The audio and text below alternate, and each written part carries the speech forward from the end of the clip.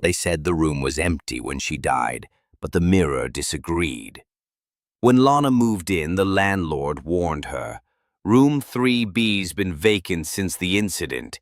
She laughed it off, until she found the mirror, nailed to the wall. Every night at 3:03 a.m., it fogged up, and someone wrote the same word, run. She set up a camera. Footage showed her sleeping. Then a figure appeared, not from the door, from the mirror. It just stood there, watching her. At 3:03, it whispered, "You're next." Next night, she turned off the camera. The mirror still fogged, but this time it didn't say run. It said her name, Lana. Should I tell you what happened next? The night her name appeared on the mirror? She didn't sleep. She just stared at it. At exactly 3:03, the mirror cracked. No one touched it. The crack formed a circle, and inside it, a face appeared. But it was her face, screaming. Lana ran. She grabbed her phone, but every contact was erased. Only one number remained. No name, just 3:03. She called it. A voice answered. It whispered, "You should have run." The tape stopped at exactly 3:12 a.m. At the same moment, the building's security cameras went dark for 6 minutes. In that time, no one entered, no one left. But something changed. A second glass was found beneath the bed. It was half empty, clean, and cold. Yet no one could explain where it came from. That's when the detective noticed the mirror. It faced the body, cracked across the center. But behind the glass, her reflection didn't match her position. The body was still. The reflection was not.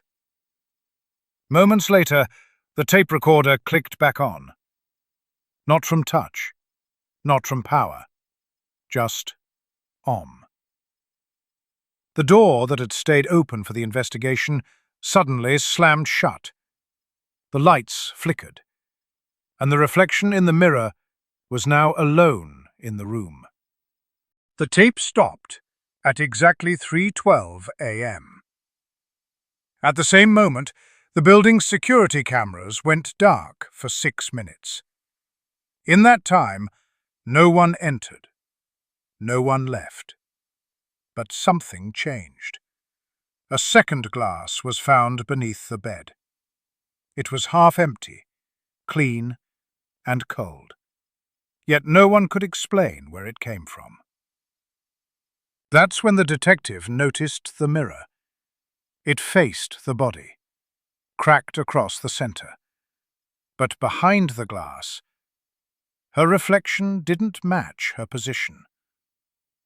The body was still. The reflection was not. Moments later, the tape recorder clicked back on. Not from touch, not from power, just om. The door that had stayed open for the investigation suddenly slammed shut. The lights flickered, and the reflection in the mirror was now alone in the room. 12 hours. The room stayed sealed. No one could open the door. No one inside answered. When it finally unlocked itself, the room was empty. The body was gone. The tape recorder was missing.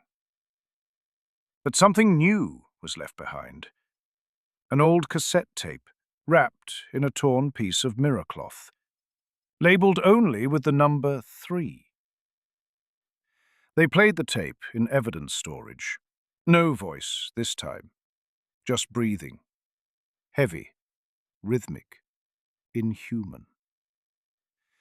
In the background, there was a sound like glass cracking, slowly. When the recording ended, the officer hit stop, except the tape didn't stop. It kept spinning. and the reflection in the evidence room mirror didn't match the room anymore. Something was standing behind them, but no one else was there. That was the last time anyone used that mirror.